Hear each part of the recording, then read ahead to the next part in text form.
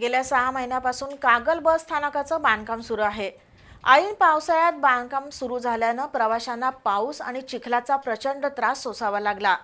आता इमारतीचं 60% अधिक बांधकाम पूर्ण झालंय, पण समोरच्या जागेचं काँक्रिटीकरण सुरू झाल्यानं मंगळवारपासून कागल बस स्थानक बंद करण्यात आलंय। त्यातून प्रवाशांची मोठी गैरसोय होतीये।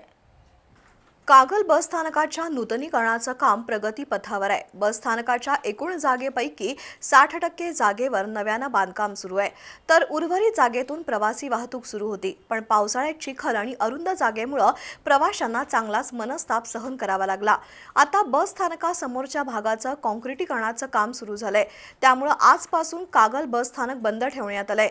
कागल एसटी आगारात 65 बसेस आहेत। या बसमधून दररोज सरासरी 17 ते 18 हजार प्रवासी प्रवास करतात, त्यामध्ये 4 ते 5 हजार विद्यार्थी आहेत।